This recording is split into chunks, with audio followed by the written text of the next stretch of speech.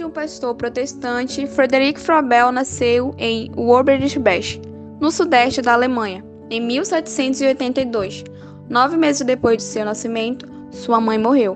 Adotado por um tio, viveu uma infância solitária, em que se empenhou em aprender matemática e linguagem e a explorar as florestas perto de onde morava. Após cursar informalmente algumas matérias na Universidade de Jena, tornou-se professor e, ainda jovem, fez uma visita à escola do pedagogo John Henrique Pestalozzi, em Riverdon, na Suíça. Em 1811, foi convocado a lutar nas guerras napoleônicas. Fundou sua primeira escola em 1816, na cidade alemã de Greichen. 2 anos depois, a escola foi transferida para Keila Hall, onde Frobel pôs suas práticas teóricas pedagógicas. Em 1826, publicou seu livro mais importante, A Educação do Homem. Em seguida, foi morar na Suíça, onde treinou professores e dirigiu um orfanato. Todas essas experiências serviram de inspiração para que ele fundasse o primeiro jardim de infância, na cidade alemã de Blankenburg. Paralelamente, administrou uma gráfica que imprimiu instruções de brincadeiras e canções para serem aplicadas em escolas e em casa. Em 1851, confundindo Frobel com um sobrinho esquerdista, o governo da Prússia proibiu as atividades do jardim de infância. O educador morreu no ano seguinte. Mas o banimento só foi suspenso em 1860, 8 anos mais tarde. Os jardins de infância rapidamente se espalharam pela Europa e nos Estados Unidos, onde foram incorporados aos preceitos educacionais do filósofo John Dewey. O criador dos jardins de infância defendia um ensino sem obrigações, porque o aprendizado ele depende dos interesses de cada um e se faz por meio da prática. Foi um dos primeiros educadores a considerar o início da infância como uma fase de importância decisiva na formação das pessoas. Ideia hoje consagrada pela psicologia, ciência da qual foi precursor. Frobel viveu em uma época de mudanças de concepções sobre as crianças e esteve à frente desse processo na área pedagógica, como fundador dos jardins de infância, destinado aos menores de 8 anos. O nome reflete um princípio que Frobel compartilhava com outros pensadores de seu tempo, o de que a criança é como uma planta em sua fase de formação, exigindo cuidados periódicos para que cresça de maneira saudável. Ele procurava na infância o elo que igualaria todos os homens, sua essência boa e divina ainda não corrompia pelo convívio social, diz Alessandra Arce, professora da Universidade Federal de São Carlos. As técnicas utilizadas até hoje em educação infantil devem muito a Frobel. Para ele, as brincadeiras são o primeiro recurso no caminho da aprendizagem. Não são apenas diversão, mas um modo de criar representações do mundo concreto com a finalidade de entendê-lo. Com base na observação das atividades dos pequenos com jogos e brincadeiras, Frobel ele foi um dos primeiros pedagogos a falar em autoeducação, um conceito que só difundiria no início do século XX, graças ao movimento da Escola Nova, de Maria Monterroso e Celestion Freinet, entre outros. Por meio de brinquedos que desenvolveu depois de analisar crianças de diferentes idades, Frobel previu uma educação que ao mesmo tempo permite o treino de habilidades que elas já possuem e o surgimento de novas. Dessa forma, seria possível aos alunos exteriorizar seu mundo interno e interiorizar as novidades vindas de fora, um dos fundamentos do aprendizado segundo o pensador. Ao mesmo tempo que pensou sobre a prática escolar, ele se dedicou a criar um sistema filosófico que lhe desse sustentação. Para Frobel, a natureza era a manifestação de Deus no mundo terreno e expressava a unidade de todas as coisas. Da totalidade em Deus decorria uma lei da convivência dos contrários.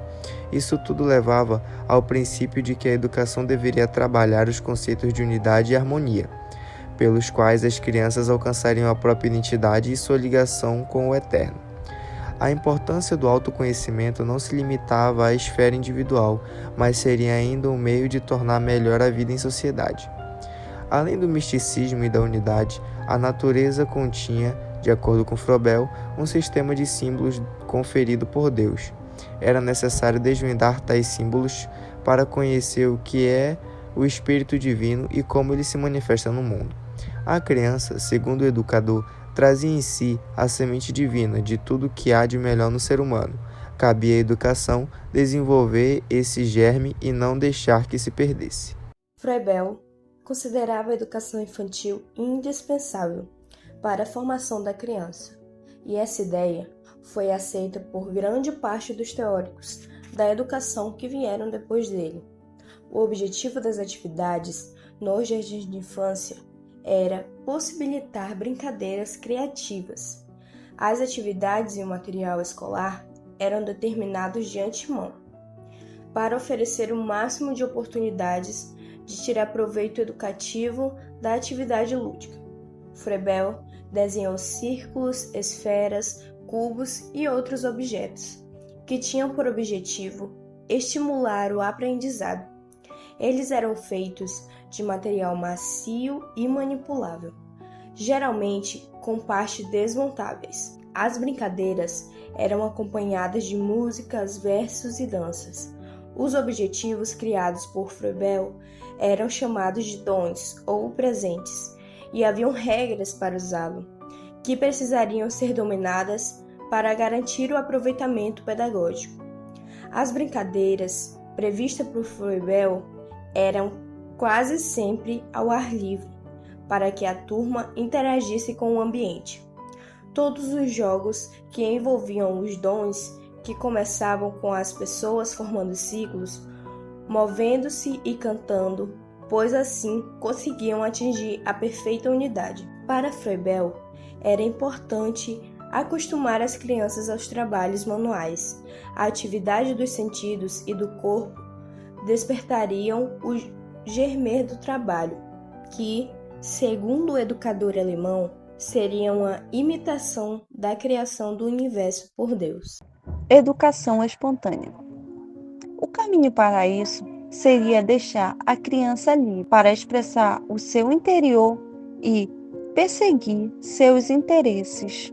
Froebel adotava assim a ideia contemporânea do aprender a aprender. Para ele, a educação se desenvolve espontaneamente.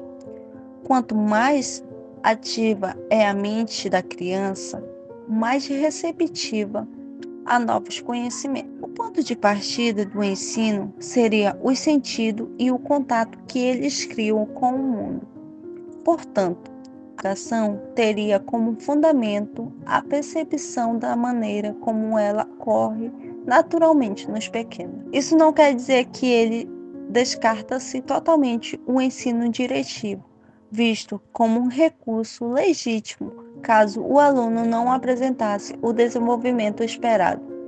De modo geral, no entanto, a pedagogia de Froebel pode ser considerada como defensora da liberdade. O educador acreditava que as crianças trazem consigo uma metodologia natural que as leva a aprender de acordo com os seus interesses e por meio de atividade prática. Ele combatia o excesso de abstração da educação de seu tempo, argumentando que ele afastava os alunos do aprendizado. Na primeira infância, dizia, o importante é trabalhar a percepção e a aquisição de linguagem. No período propriamente escolar, seria a vez de trabalhar a religião, ciências naturais, matemática, linguagens e artes. Froebel defendia a educação sem imposições a crianças porque, segundo a sua teoria, elas passavam por diferentes estágios de capacidade de aprendizado com a característica específica, antecipando a ideia do suíço Jean Piaget. Froebel detectou 3 estágios: primeira infância, infância e idade escolar em seus escritos. Ele demonstra como a brincadeira e a fala observada pelos adultos permitem aprender o nível de desenvolvimento e a forma de relacionamento infantil com o mundo exterior. Froebel não fez separação entre religião e ensino, consagrada atualmente, mas via a educação como uma atividade em que a escola e a família caminham juntas. Novo conceito da infância na Europa.